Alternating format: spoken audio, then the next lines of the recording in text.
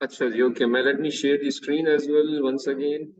So screen is this one, this one.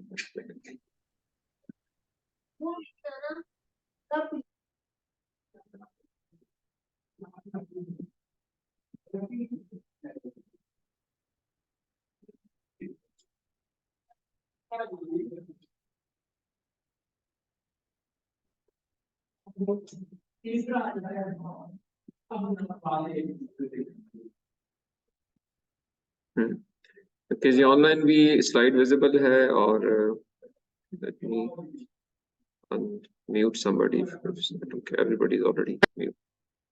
अच्छा जी, okay जी। सो इसकी हम बात कर रहे थे कि इसके ऊपर अगर अब हम आ जाते हैं तो जो इम्पोर्टेंट चीज है वो ये है कि सबसे जो जिस पे वक्त देना चाहिए आपको अपने टाइटल को देना चाहिए। अच्छा, अब टाइटल के अंदर क्या चीजें होती हैं? मैंने एक दफा पहले भी बताया कि टाइटल के अंदर कीवर्ड्स होने चाहिए उन तमाम चीजों के जो कि आपके काम को बता रहे हैं। तो उसमें सबसे पहले तो टाइटल के अंदर कीवर्ड्स होने चाहिए आपके प्रॉब्लम के, कि मैं किस प्रॉब्लम को एड्रेस करना चाह रहा हूँ। वो लाजमी होनी चाहिए। अगर वो कहीं मिस कर गए आप, इट मीन्स कि आपने वो जो प्रोस्पेक्टिव रीडर्स है ना, उनका एक जो क्वेरी थी कि मैंने एक प्रॉब्लम को के हवाले से चीजें सर्च करनी है, वो आप मिस कर गए। नंबर टू, आपने जो मेथड इस्तेमाल किया है वो मेथड के कीवर्ड्स होने चाहिए, किस तरीके से किया है, राइट। और अगर आपने कोई स्पेशल अप्रोच या कहें कि सॉफ्टवेयर यूज किया है जो कि आप समझते हैं कि बाद में कोई रीडर एक्सप्लोर करने में इंटरेस्टेड होगा, उसके कीवर्ड्स होने चाहिए। और इस तरीके से वो तमाम चीजें आप पहले एक छोटा सा आप एक बना लें पॉइंट्स के, जी मेरे काम में ये 10 चीजें हैं जो कि मैं करने वाला हूँ। अब इसके अंदर से मेरी क्या चीजें मेरे टाइटल में जानी चाहिए, वो आप कट या यस करके एक साइड पे करें और फिर अकॉर्डिंगली एक टाइटल डिफाइन करें along with the titles of various research papers जो आप पढ़ रहे हैं। उनमें एक बेसलाइन पेपर है, उसका टाइटल भी आपके सामने है, लेकिन आप एग्जैक्टली उस टाइटल को नहीं लिख सकते जो उसने लिखा हुआ है, क्योंकि वो फिर प्लेजराइज्ड कंटेंट शो होगा कि ये तो एग्जैक्टली वहां से आपने कॉपी कर लिया है। नहीं, बट काम सिमिलर कर रहे हैं आप, तो आप सिमिलर काम को मुख्तलिफ लफ्जों में तो लिख सकते हैं ना। दुनिया में कोई चीज नई नहीं होती, नए तरीके से बयान की जाती है।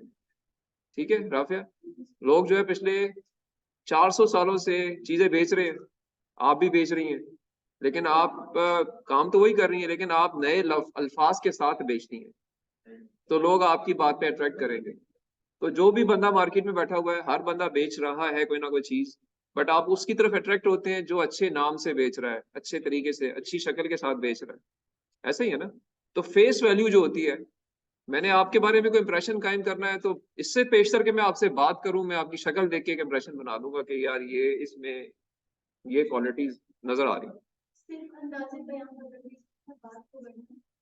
दुनिया में।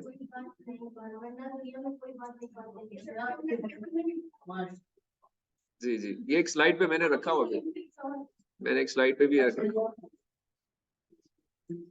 लेकिन ऐसा ही है। ये एक दुनिया की तल्ख हकीकतें हैं कि आप इंसान को अल्लाह ने ऐसे ही बनाया, आप अपने आप को वही पुरानी बातों को ही आपको शुगर कोट करके लोग बेचते हैं और आप बिक जाते हैं because of the face values. ठीक है, अब आप कितने इंटेलिजेंट है वो आप, लेकिन चूंकि ये दुनिया का फैक्ट है तो इसको हमने भी अपने सामने रखना है। तो मैं रिपीट कर रहा हूँ स्पेशली मियाँ शाहिद के लिए, कि टाइटल आपके पास पेपर्स के भी हैं, आप जो आप काम कर रहे हैं उनके कीवर्ड्स भी आपके सामने हैं, तो आपने मिक्स एंड मैच करके एक नया टाइटल डिफाइन करना है जो कि प्लेजराइज भी रहा हो, आपके काम को इंडिकेट भी करे, और इस व्यू से कि कल को कोई मेरे काम को देखेगा तो वो इन चीजों के तहत जब सर्च करेगा तो सर्च इंजन में वो पेपर शो भी हो। ये सारे मकासद पूरे करने के बाद टाइटल डिसाइड होता है। And title is changeable till you submit your document. आप काम करते हैं, फिर देखते हैं यार टाइटल मैच कर रहा है, नहीं कर रहा, कुछ चेंज करता हूँ, फिर अल्टीमेटली एक आप टाइटल पे फिक्स हो जाते हैं। इसलिए अगर आप देखें तो title is provisional title. PhD के अंदर तो इवन प्रोविजनल टाइटल 3 साल तक रहता है आपका। आप आपको ऑप्शंस मिलती हैं, ओके चेंज कर लो, आप चेंज कर लो, आप एक फॉर्म जमा कराते हैं, टाइटल चेंज कर दिया टाइटल, क्योंकि आप कभी भी फिक्स नहीं हो पाते कि यार मैं कर क्या रहा हूँ, डायरेक्शन क्या बन रही है, कुछ आगे जाके फाइनलाइज होगी। तो टाइटल को आप टेंटेटिव रखते हैं, लेकिन इन सारी चीजों को मद्देनजर रखते हुए। ठीक है, आपका नाम क्या है? ताहिर। थोड़े से आप जो ना वो मुझे बेचैन लग रहे हो, नींद शींद तो नहीं है? अच्छा क्वेश्चन आ रही है, मुझे लग रहा है नींद शींद आ रही है थोड़ी सी। अच्छा क्वेश्चन पूछे। ये टाइटल की जो कहानी है वो कुछ समझ आई है गुल साहब, आपको भी आई है? या नहीं आई? तो टाइटल सोच समझ के इन सारे फैक्टर्स को फैक्टर इन करके डिसाइड करना है। अभी आप सवाल मुझे था।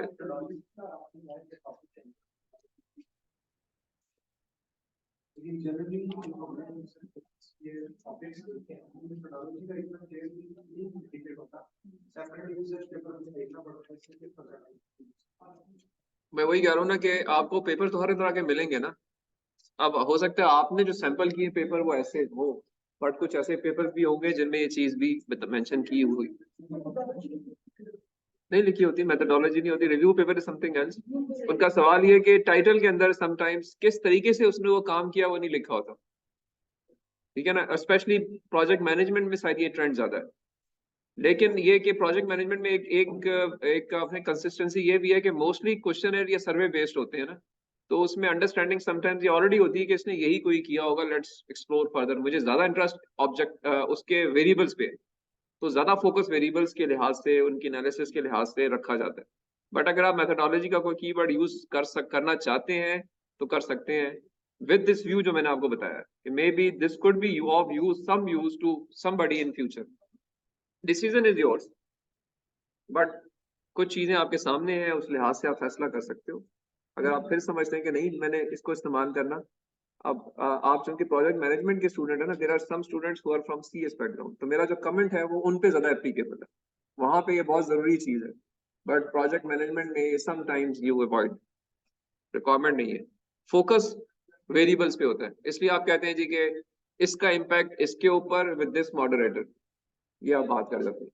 एंड एवरीबडी जनरल परसेप्शन इसके नीचे मेथड एक ही है कि हर एक ने क्वेश्चन बेस्ड या सर्वे बेस्ड या इंटरव्यू बेस्ड काम किया होगा, इसलिए वहां मेंशन नहीं किया जाता। ओके जी, सो टाइटल के ऊपर क्लैरिटी हमें आ गई जी। टाइटल जो है वो उसके अंदर कुछ आपने क्लैरिटीज रखनी है, ठीक है समर, और उस लिहाज से अपने टाइटल को डिफाइन करना है। ओके, नेक्स्ट जो चीज आपके पास है, आप टाइटल के बाद वो आप एब्स्ट्रैक्ट लिखते हैं।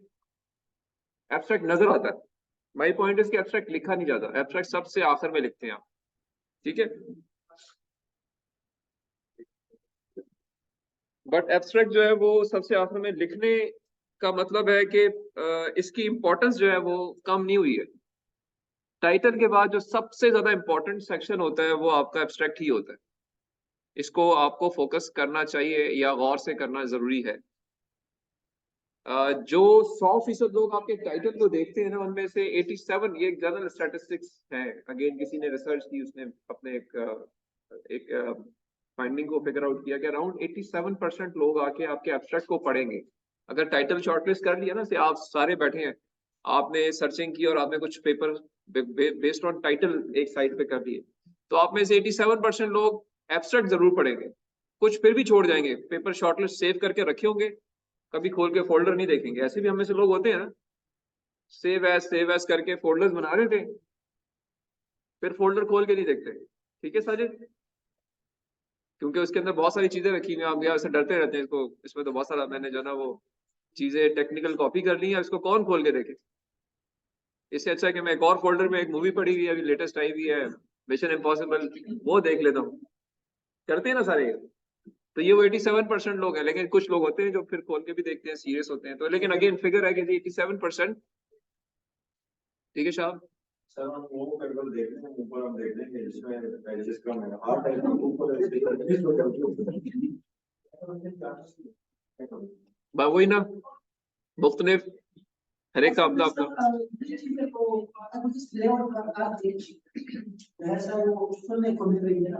सर ये आज तक तो हमने रिसर्च तो देखा, जब देखा तो लोगों ने ये कहा कि ये डॉक्यूमेंट है और उसमें क्या क्या लिखा होता है। आपने इसको थोड़ा सा इस तरह है, हम जब पढ़े तो आसान मतलब इंटरेस्ट है।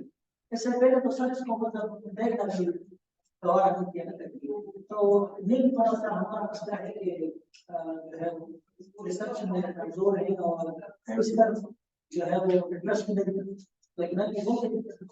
कर करके आएगा, जितना करते जाएंगे उतना आप अच्छे होते जाएंगे।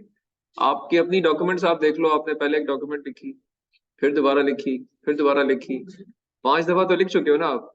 लेकिन पहली दफा से आप 5वीं दफा वाली बहुत बेहतर है, क्योंकि आप लिख लिख के सीख रहे हो।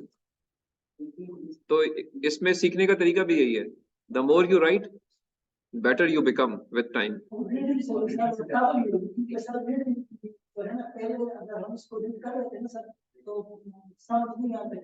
क्या निकालना है इसमें से?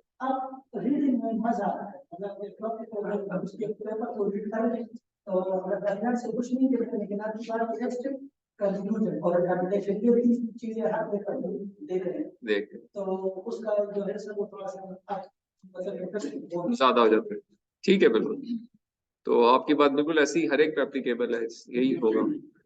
तो एब्स्ट्रैक्ट में इसका मतलब है कि एफर्ट करनी है हमने लिखते हुए।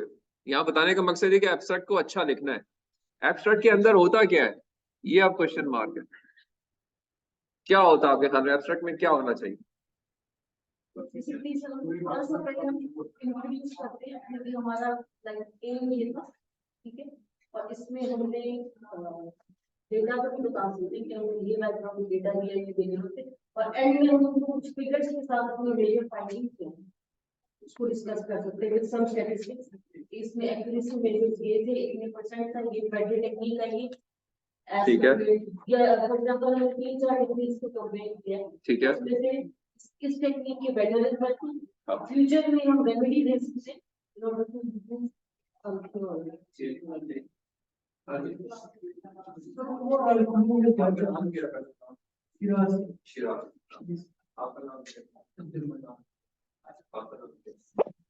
क्या शोर बना हुआ है, एक एक बोले हैं। मतलब थोड़ा थोड़ा करके आपको पूरी पिक्चर पेपर का वो समझ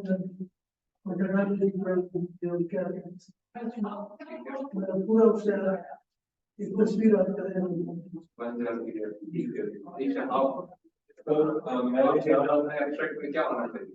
एब्स्ट्रैक्ट सर मेरे ख्याल से जो उसमें ना देखिए, उस स्लाइड पर देखिए, अपना मसला स्लाइड नहीं, उसमें हो सकता है कुछ गलत है। एब्स्ट्रैक्ट सर मेरे हिसाब से समराइज फॉर्म ऑफ इंट्रोडक्शन जो हम लिखते हैं ना सर, इंट्रोडक्शन में आपका मेथोडोलॉजी हो गया, फिर सारी चीजें आ जाती है, उसका जो एक निचोड़ आप लिखते हैं वो एब्स्ट्रैक्ट में, ठीक है। चलिए आपके अंडरस्टैंडिंग आ गई हर चीज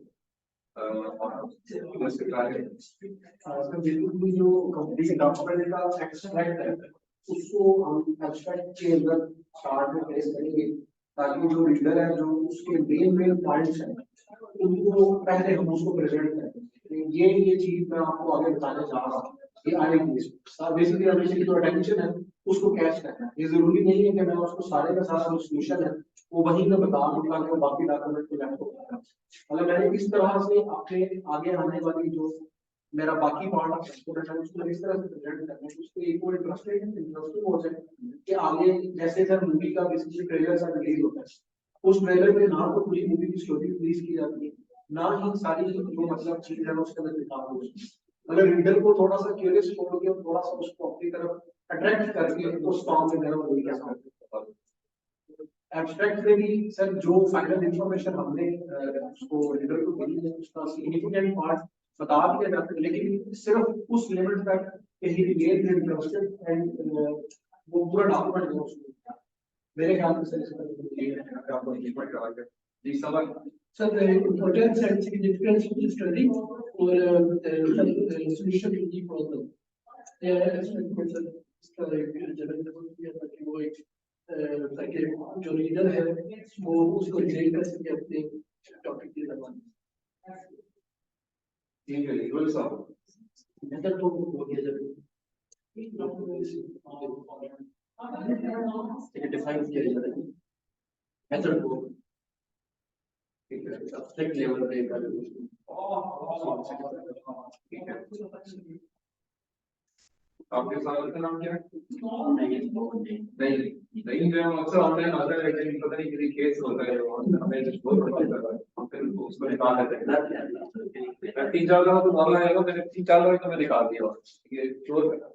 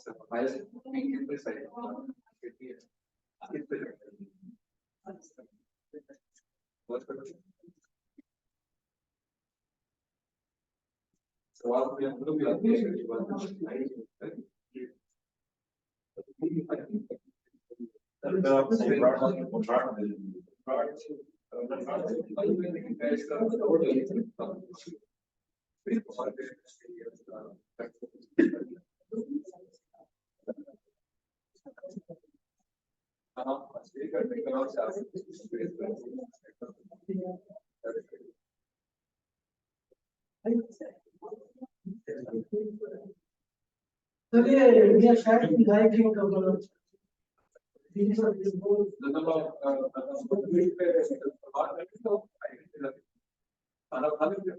सब खाना बनाना लेकिन ये कहना से आप में से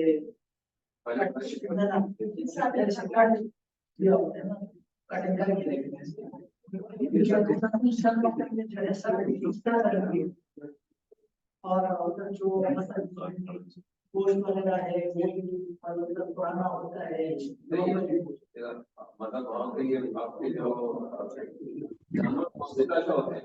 होते हैं ये क्या शोर हो रहा है? मियां थोड़ा खामोश हो जाओ। लोगों से तो नहीं लेते ना सर, हम थोड़ा सा लेते हैं तो वो 2-3 दिन में कैसे करना थोड़ा मुश्किल नहीं होता नहीं सर। लेकिन उसके अंदर बिस्किट हो गई चलने ना वो हर सर वो खजूर मेरे को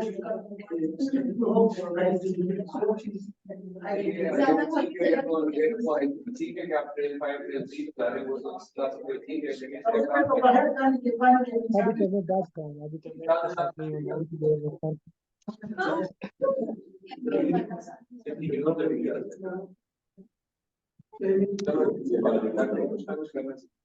चलिए सब इंशाल्लाह तो आपकी हो जाएगी यूनिवर्सिटी का हो जाएगा। यूनिवर्सिटी के टूल को ना जिन तरह बस एक से आप लाइब्रेरी को आप कौन से सरप्राइज पे जाना है? मैंने लास्ट ट्रैक में किया है वो किया है बढ़िया जो टेक प्लेस क्या करें करती है हम ऐसा उस स्टेशन है और अब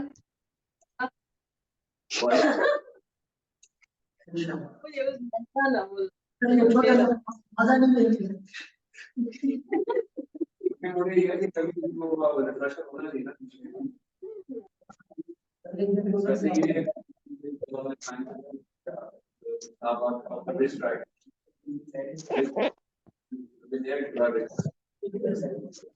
ये अगर आपका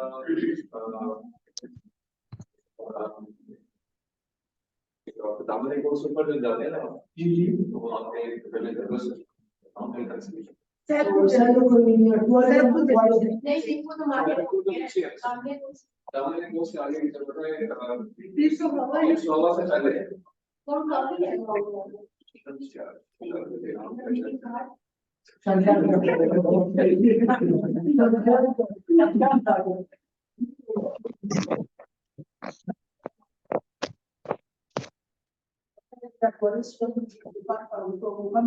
सर शोर बहुत ज्यादा है। दोस्त भी है हमारे वो उनको शौक है वो प्लान करते हैं जरूर पर सर वो इधर का जवाब जाना तो हम ही पता कि हम भी करें 16 को जाता है 16 और कब और रिसर्च अच्छा ये और पेपर में ये और तो बस ये कौन है 16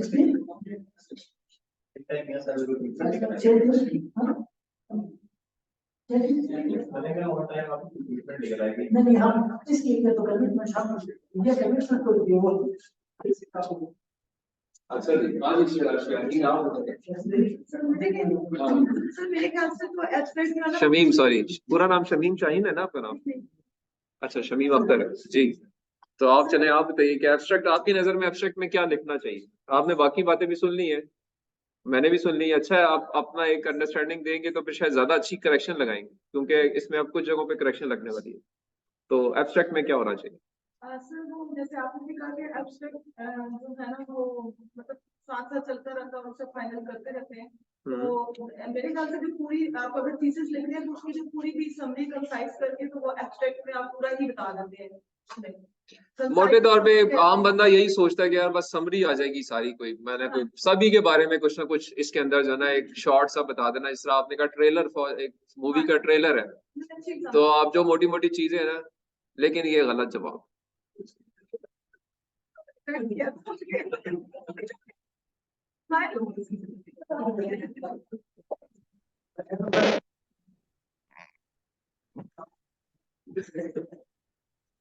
ये जवाब ठीक नहीं है, लेकिन ठीक है, आप अपनी अंडरस्टैंडिंग बताएं ना, तो मैं उसी की तो इसी को करेंगे। तो हाँ, अब आप कह रही है सियाक व सबाक होता है इसके अंदर, सियाक क्या होता है और सबाक क्या होता है? उर्दू तर्जुमा सियाक व सबाक। ये दीबाचा नहीं होता, दीबाचा सियाक व सबाक होता है। सियाक व सबाक तो लिटरेचर रिव्यू होता है, ये दिबाचा होता है। हाँ, निचोड़ का तीसरी बार क्या है? लिखा होता है हाँ, और दिबाचा लिखा होता है। जी आप बताइए। सुन ले जी, बात सुन ले, आपस में भी बाद में थोड़ा बात कीजिएगा, उनकी बात सुन। की पॉइंट्स लिखते हैं आप यहाँ, ठीक है, ओके, सही है, सही है, ठीक है। हाँ जी, आपका नाम क्या है?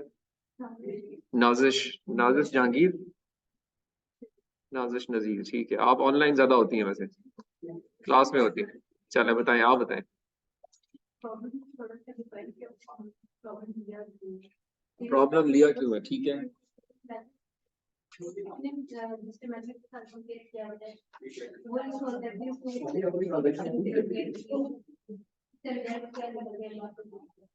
इसका क्या निकलता है?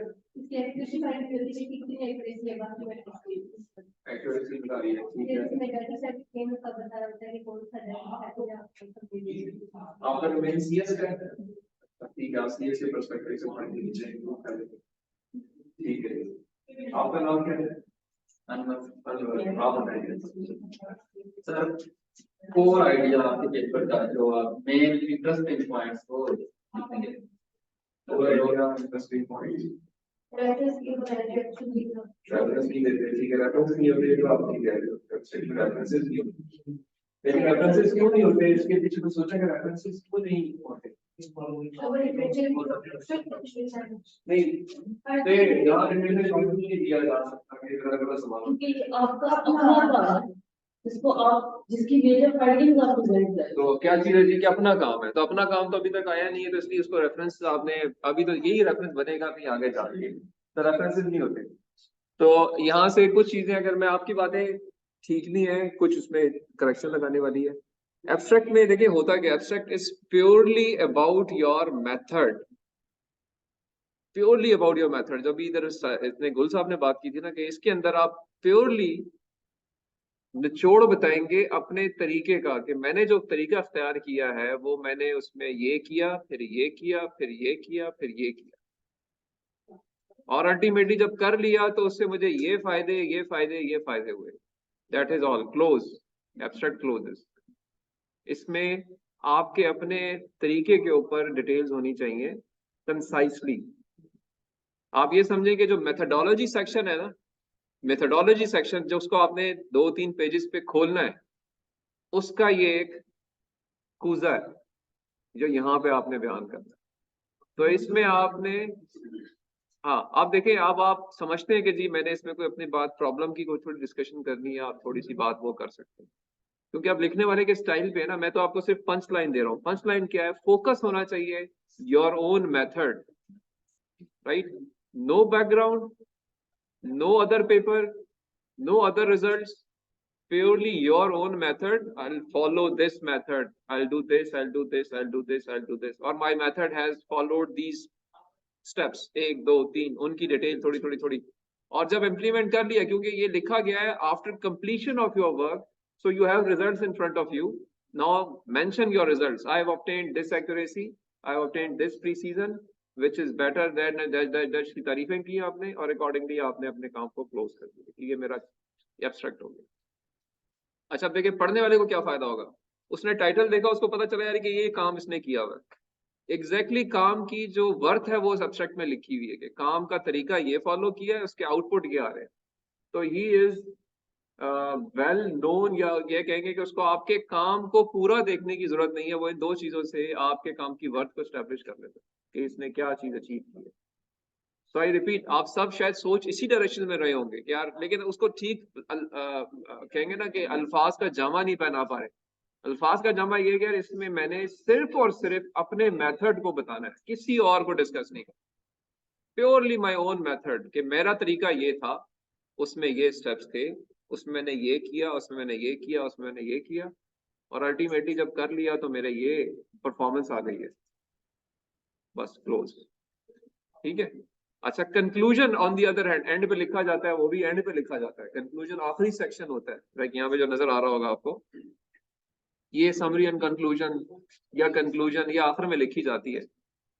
इसके अंदर ऑन दी अदर हैंड अब जो चीज इसमें लिखी जाती है, ये भी आपके मेथड के बारे में होती है। To be frank, this is about your method, but इसके अंदर चीज ये बताई जाती है कि जी मैंने जो काम किया उससे मुझे फायदे तो मिल गए ये, बट मैं समझता हूँ कि यार इसमें अब ये कुछ ऐसा काम है जो कि और किया जा सकता है।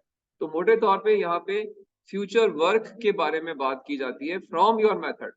इन conclusion, focus again punch line, आप और कुछ थोड़ा बहुत लिख सकते हैं, बट पंच लाइन क्या है कि यहाँ पे आपने बातें करनी है कि मेरे काम से एक्सटेंशंस क्या निकलने वाली हैं, और क्या ऐसी चीजें हैं जो कि मैं समझता हूँ कि इस काम के करने के बाद और की जा सकती हैं, उनको फोकस करना है कंक्लूजन सेक्शन के अंदर। बिकॉज टाइटल मैंने कहा 100% लोग पढ़ेंगे, एब्स्ट्रैक्ट 87 लोग पढ़ेंगे, और आप खुद गवाह हैं कि आप उसके बाद जाके कंक्लूजन पढ़ते हैं। कंक्लूजन को 56% लोग पढ़ते हैं जो आपके काम को देखेंगे। पेपर जब खोलेंगे, पूरा पेपर कोई नहीं पढ़ेगा, बहुत ही कम लोग पढ़ेंगे, आई वुड से। ज्यादा लोग पढ़ेंगे title, abstract, conclusion, close, side पर रख देंगे, आगे पेपर में चले जाएंगे। स्पेशली जो रिव्यूअर्स होते हैं, जिन्होंने आपके काम को रिव्यू करके उसको पास या फेल करना है, आपके जो थीसिस इवैल्यूएटर्स आएंगे जो इधर आके बैठेंगे, I can assure you they have not gone through the entire document. They will just be going through the abstract and the conclusion and your that reference section. Reference section लोग देखते हैं, तो जो abstract पढ़ लेगा ना वो reference section भी जाके देख लेगा कि इसने homework क्या किया हुआ है, वो important है। होमवर्क अपडेटेड है, ठीक है, ठीक तरीके से रेफर किया हुआ है, अच्छे पेपर रेफर किए हुए हैं, वो कहेगा कि इसने मोटे तौर पे अच्छी बिल्डिंग बनाने की कोशिश की है। बिल्डिंग बेशक अच्छी नहीं है, बट उसकी बेस, ईंटें अच्छी डाली हुई हैं, उसके अंदर सरिया अच्छा डाला हुआ है, जो कि उन पेपर्स में नजर आ रहा है। तो everybody is more interested at this stage in your homework. जो आपने काम किया है उसमें लोग इतने इंटरेस्ट नहीं होते, वही कहते हैं अच्छा स्टार्ट मिल गया, इसने 100 मीटर स्टार्ट अच्छा किया, पहुंचा नहीं पहुंचा वो एक अलग चीज है, वो एक सेकेंडरी चीज है। तो उस रिजल्ट या फाइनल पे फोकस नहीं करना, इन चीजों पे फोकस करना। तो I repeat, title is more important, then comes the abstract. Abstract का कंटेंट मैंने आपको बता दिया, एब्स्ट्रैक्ट और कंक्लूजन में फर्क बता दिया। ये नहीं कि जो एब्स्ट्रैक्ट लिखा वही कंक्लूजन में लिख दिया। लोगों को ये एक अड़चन होती है कि बस जो उधर लिखा है वही थोड़ा बहुत चेंज करके तो लिख दो, नहीं, वहां पे प्योर मेथड और उसकी अचीवमेंट्स हैं, यहाँ आपके मेथड की एक्सटेंशंस हैं कंक्लूजन के अंदर। तो उस पर्सपेक्टिव से सोचें और फिर कंक्लूजन लिखें। अभी रिसर्च प्रपोजल के अंदर कंक्लूजन नहीं होता, ये पेपर आपके रिसर्च पेपर में आएगा या आपके थीसिस में आएगा, तो उधर आपने फिर ये चीजें जहन में रखनी। ठीक है जी, so I hope this make sense. अच्छा, ब्रेक तो नहीं करनी अभी? चले इसकी फिर अब हम ब्रेक कर लेते हैं, क्योंकि राफिया जो है she is eager to spend some money. तो वो आप जो है ना अभी से we have a break of से 30 minutes, we meet again by 2:15 में मिलते हैं दोबारा।